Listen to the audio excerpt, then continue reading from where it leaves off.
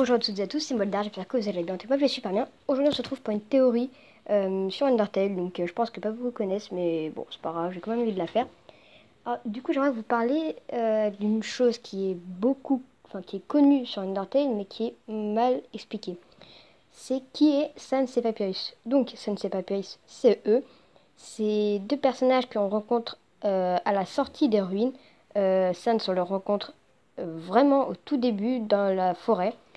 Et il a l'air d'être un tueur en série, mais au final, il fait juste des blagues. Donc c'est un personnage qu'on a l'impression qu'il sert à rien, s'il passe juste pour faire des blagues. Et c'est un personnage complément, par exemple, par rapport à Toriel, Asgore, Undyne. Et on commence à voir qu'ils prennent de la place à partir du moment déjà où on apprend que Papyrus a... Putain, mon chat, il se bat avec mon hamster. Enfin, il est dans une cage, hein, bien sûr, mais... Du coup, c'est là où on apprend que Papyrus a un rôle important en rapport avec Undyne, comme quoi il a une mission pour exterminer tous les humains. Au final, il a plus de l'amitié envers le personnage, pas Frisk. Je dis bien le personnage, parce que Frisk, c'est que pour la run pacifiste. Et on voit qu'il a une importance. Pour Sans, on voit qu'il est important à partir du moment dans le restaurant vers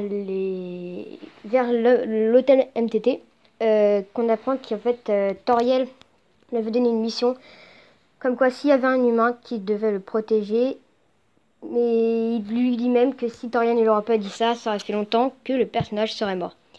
Du coup, là, on commence à comprendre qu'il a une importance. Après, là où Sans devient très important, c'est dans la run génocide, hein, comme tout le monde le sait, c'est le combat le plus dur de Undertale, avec Photoshop Flowey, quand même si c'est une exception.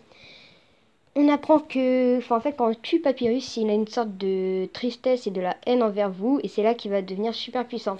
Quand on regarde les caractéristiques de Sans, il a un point d'attaque et un point de défense.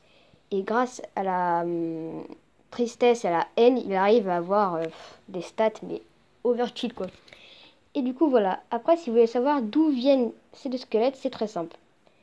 Vous savez, le Mystery Man, celui-là. Des gens disent que c'est Gaster. Bon, on n'a pas beaucoup de preuves, mais bon, on a beaucoup de rapports avec le chiffre 66, etc. Mais on va dire que le Mystery Man, ce sprite appartient à Mystery Man. Du coup, on va dire Gaster. Il y en a qui disent que c'est le père de Papyrus et de Sans, mais j'ai juste une question à vous dire. C'est qui la mère? Non, mais juste comme ça. Donc, on peut éliminer tout de suite cette théorie, et elle est totalement fausse. Après, ça peut qu'elle est vraie, mais c'est une théorie, justement. Mais bon. Ensuite, celle qui est la plus, celle que je préfère le plus, c'est les histoires de fragments. Euh, Captain Hype, il a fait une vidéo dessus. Je ne prends aucun cas, je ne plagie pas du tout. C'est juste pour reprendre cette théorie. Allez la voir et vous expliquera beaucoup mieux que moi.